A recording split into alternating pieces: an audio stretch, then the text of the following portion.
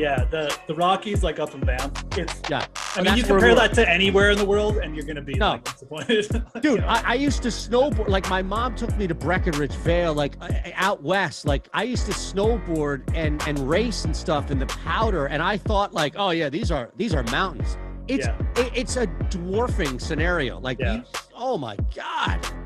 I know. I skied there all throughout my youth, and like it just spoils you to the point where it's like you get on like a nice hill, but it's like smaller, and you're like, what the fuck is this? Like this is it, right? Have you been to Whistler? You know? Yeah, no, Whistler is. Oh, I've never been there. It's so big, and it's an amazing hill too. It's a little bit different experience in the Rockies, but it's not like the climate's not as harsh. So got it. It's nice though. It's humongous. That's what I hear, man. Yep.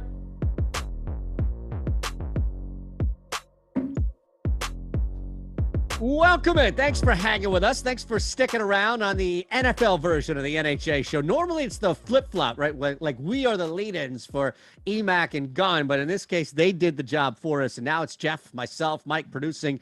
Three of us are here with you, and we're going to look at the entire NHA slate, minus, of course, the 3 games that were played on Turkey Day. Now, Turkey Day is not a universal holiday, and up where Geoff is, it was just another Thursday. Is that right?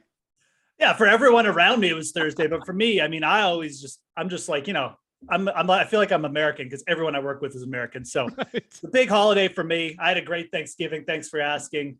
You know, was thankful for all the American companies that I work for. Good for you. Good for you.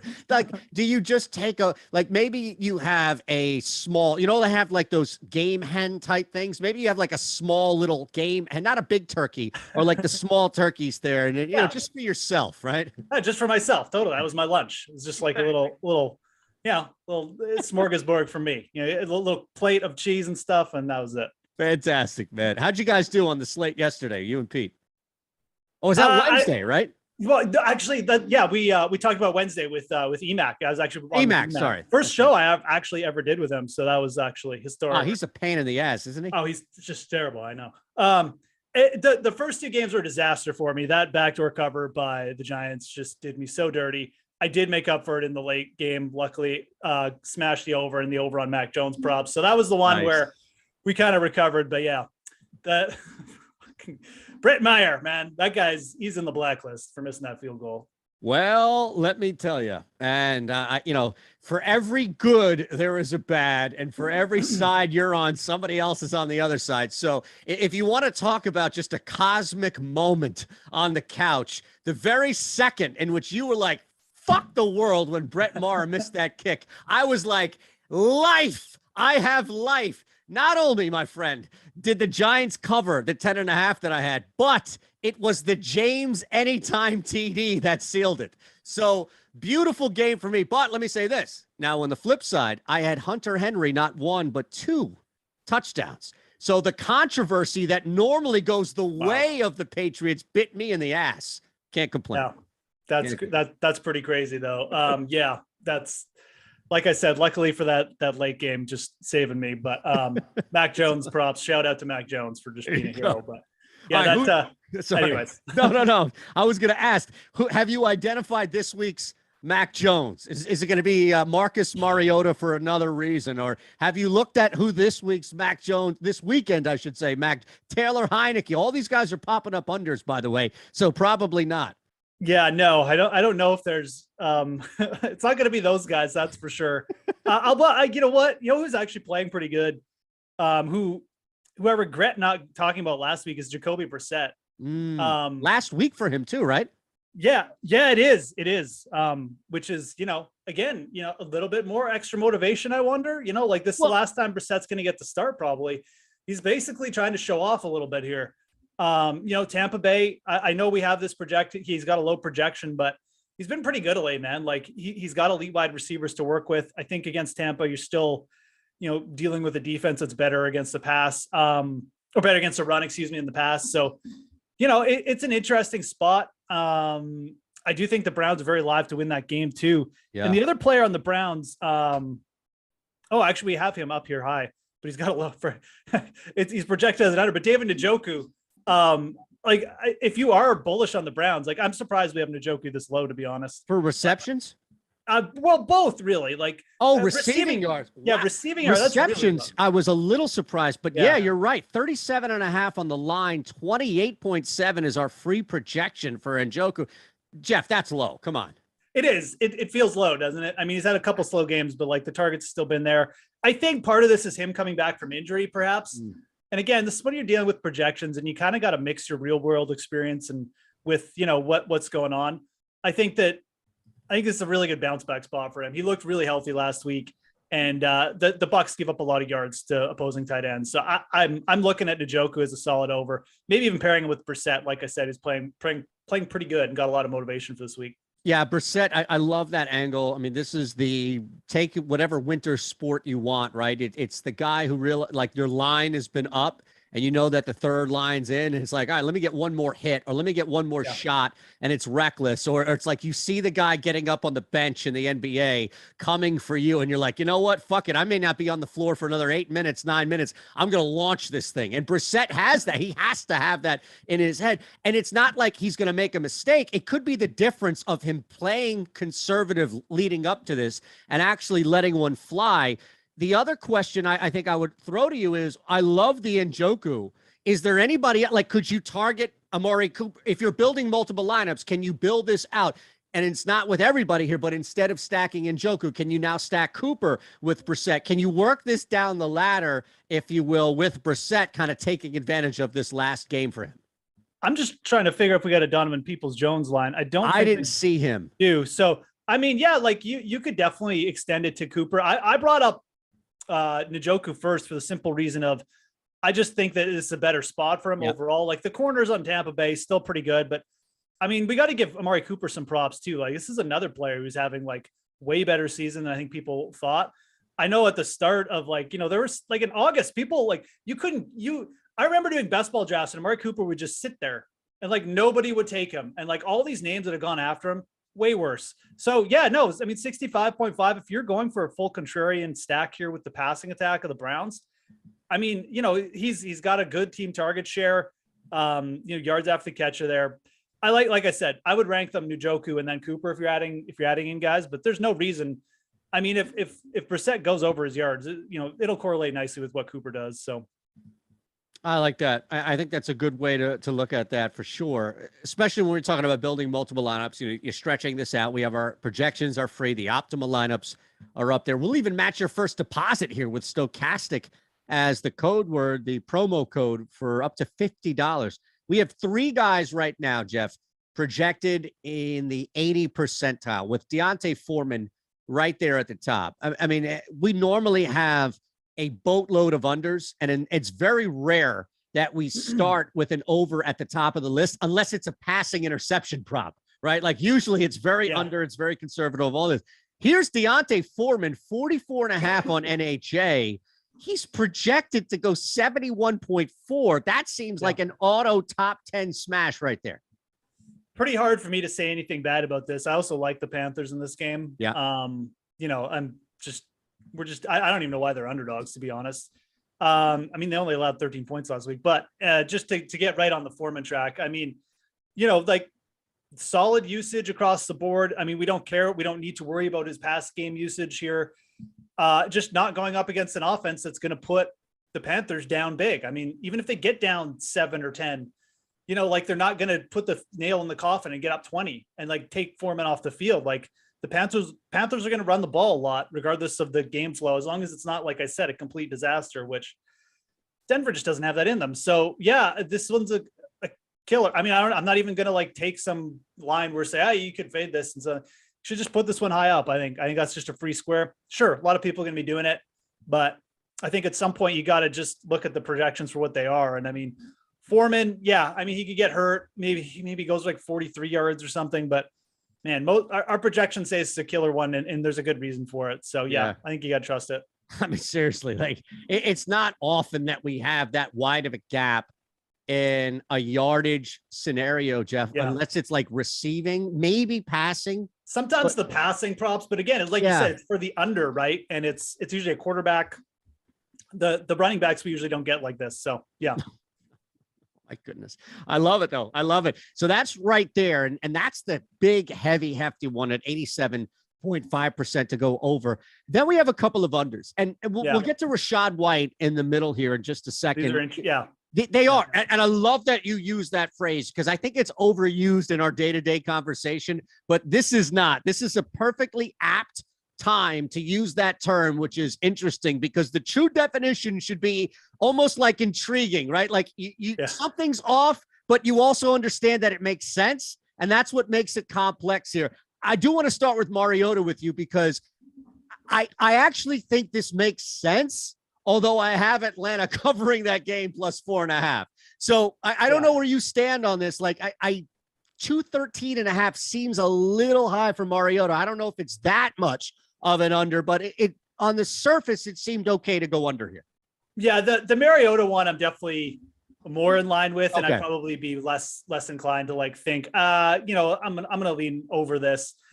Mariota, even on a good passing day, will probably squeak by this. It's not that he can't, and I kind of with you, like I think that the Atlanta offense can still put up points here to keep this game close.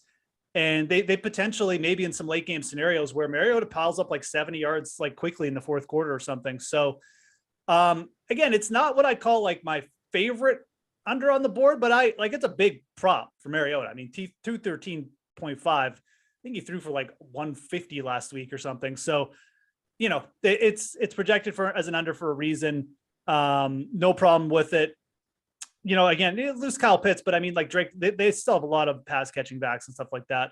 So yeah, Mariota, I mean, it's a little bit too big. Rachaad White is really the one where you're going to have to think here. I mean, like Fournette now doubtful. Yep. White looked good going up against the Cleveland defense that against the run last few weeks, just crumbling, just terrible. Lots of fantasy points given to opposing running backs. So a White over with like I said, like the Brissett overs that we were talking about, it actually kind of makes sense. We're going completely against the projections here, which I understand, but I think there's more. This is why I said is interesting about the White line. I mean, I think there's more in play here. Like, I'm not sure if we're getting full Leonard Fournette out with this line with the projection of 42 yards, which we have on our site. I think that's not quite baked in. These could also just, get updated as well. But I think as you get closer to game time, like the projections on White will probably get higher. This line will shrink. And I think that the line is still big. Like, I think Rachaad White should probably be in like the mid 50s, high 50s, but because of the matchup, like there's a lot of scenarios where, this hits over as well. So again, not necessarily where I'm smashing it to the over. I still think it's actually like a solid underplay. I just don't think it's as solid as our projections are making it out to be. And I think there's a lot of scenarios where we can take it for an over and mix it in with the Cleveland passing guys. Yeah, that's the big part too, which is it correlates so nicely with what we opened up with on the Cleveland side here. And you're right. Look, the wild thing about Tampa is that it's almost like they're choosing not to run. And I get it. Like Fournette health is a big problem with it. But even when he was healthy, it wasn't like they were down everybody on the offensive line, right? They were down guys around on the offense, but it felt like they were just neglecting Geoff more so than not just running. And this is an extreme example, but I think we see this a lot or maybe we see this enough. Carolina, it took Christian McCaffrey being traded. It took them firing a bozo head coach. Now all they do is run the football. Like that's it. I think when you're down somebody, in this case, like Fournette, it might just put immediate pressure on Todd Bowles in this offense, or really the offensive coordinator, to just run a little bit more. So I'm with you on White. I think it makes total sense. And then it just correlates with what you laid out with Cleveland for sure. Yeah, I mean, they gave him 22 rushes in the last game. They were ahead, obviously, against Seattle. So, I again, like, favored on the road, obviously. But I think, again, it's just a matchup thing. And, yeah, I mean, Tampa's going to throw the ball a bit. But if they do get ahead, I mean, I think White probably gets a decent amount of run here. So, interesting line, like I said. I just don't think that the spread is as big as we're making it, as the projections have it. I think that, again, it's one where it's still a big prop, but it's not too big to consider mixing in like with some builds and stuff like that to the over. Awesome, man. Awesome. All right. We got a bunch of other stuff here to look at beyond, although this game, I think you built pretty much like top 4 point selections here. And here's the beauty of it. And I'm not just saying this because I work with Geoff twice a week and I'm going to have to see him again on Monday and all this other stuff here. But I can promise you this, that the only people that are built, and Geoff, correct me if, like, you can, we do this all the time. You can shut me up whenever you want. That's fine. But stop me when I'm wrong here. When you look at this slate, even minus the 3 games, it's hard for me to think that people will rush to this game and play multiple guys in this game, especially on the Cleveland side. So I think you've done something here, which is not only find us some really good spots to play, but also an underplayed game as a whole. And at the very least, the underplayed side in that game. Yeah, no, definitely, like, Cleveland would be the underplayed side, like you said. They just don't get much press or anything like that. You've got Cooper with a pretty big prop as well. But yeah, no, it's a good point. People may look at that, and I think people even look at the White prop and just, it just may not play it because they're like, well, he's a main carry back, but the prop's still big. I'll just leave it out. It's not big enough for it to be an under now. So yeah, I think that, and I just think that the sides correlate pretty well there too, with the passing on the one side and the running on the other side. So, all right, I'm curious because, we bounce around here and we have a lot to talk about on these shows. Even the 1-game slates, I look up and I'm like, holy shit, we only have X amount of time left. What's the one prop when you were looking at everything today that you were like, all right, we got to talk about this for whatever reason? And we may have already done that. That's fine. But I'm sure there was another one there. I just don't want to omit anything that was speaking to your heart today. Yeah. So probably a couple here. Let's talk about Drake. I like Drake London this week for the overs. He's 3.5 reception prop. That's probably my favorite way to play him.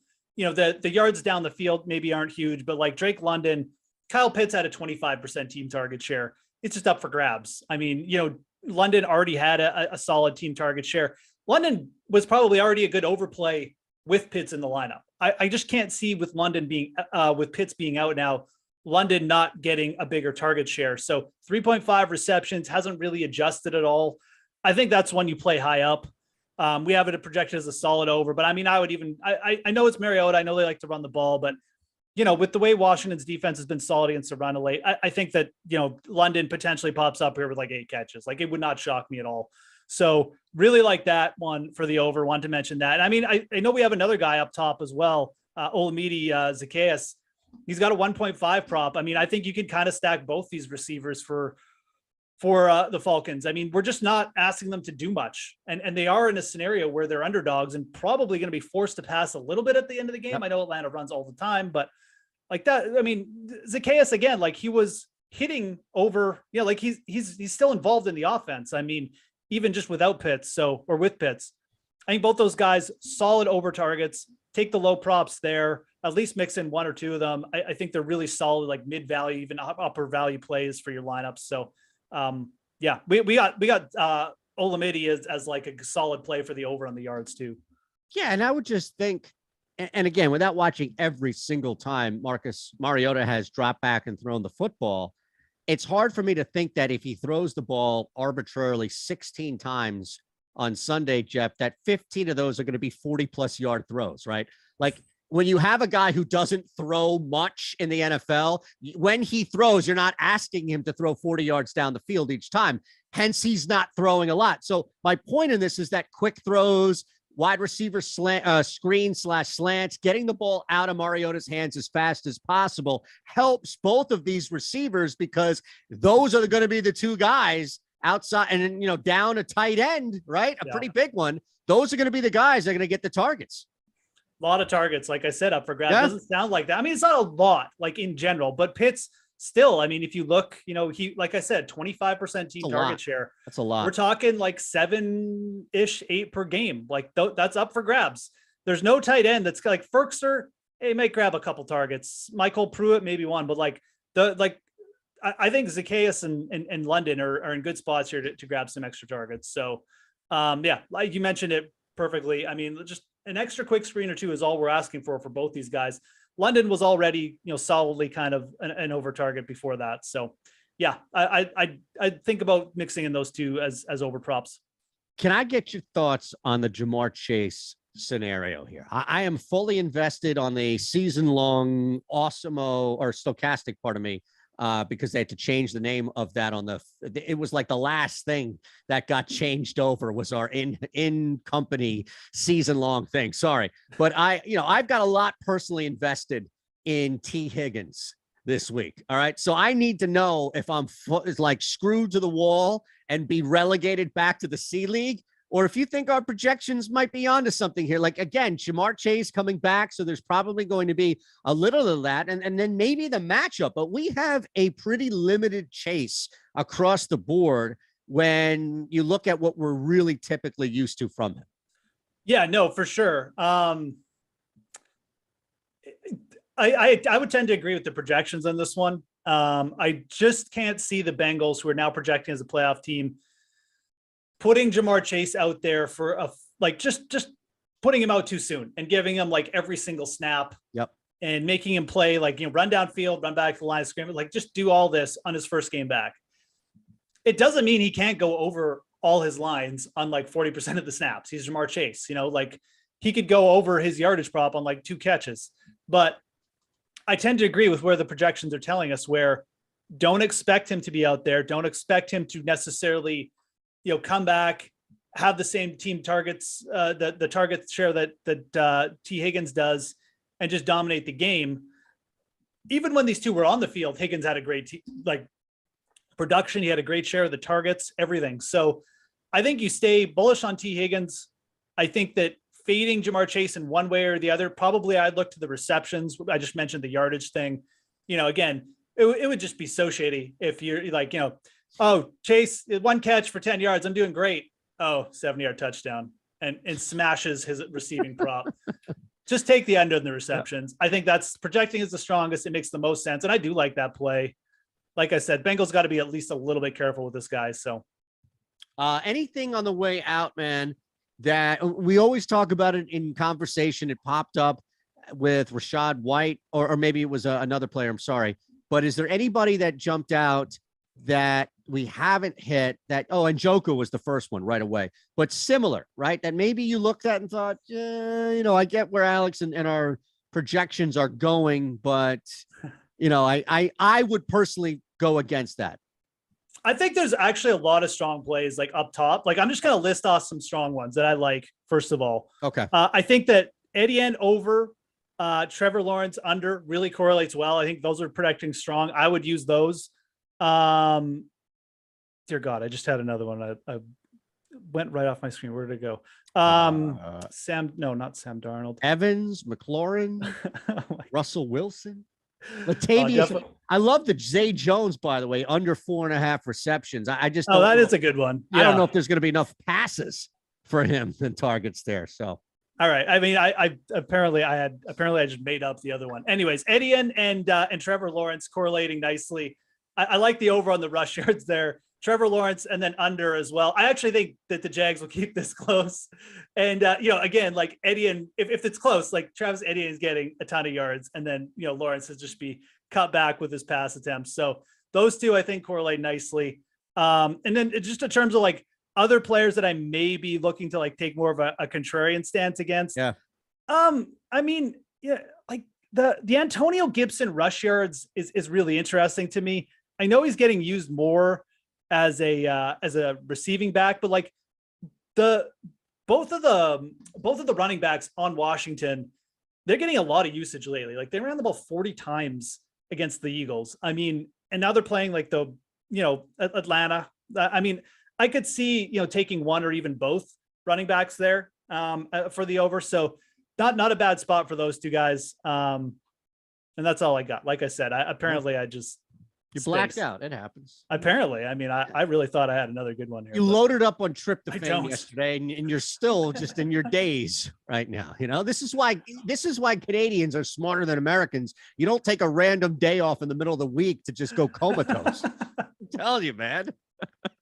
I love it. Love it. Again, Stokastic is the name. That's what you want to use for your free match, up to $50 whenever you sign up at No House Advantage. I don't know why you haven't signed up at No House Advantage. We all, wherever we can, play to always let you know it's the only thing in PA that we can play. All those other ones, the janky ones, not the real ones here, like NHA, we can play NHA. So if you're not, and you know, maybe you have like 2 books, maybe you live in a state that's betting isn't legal, no house advantage will be.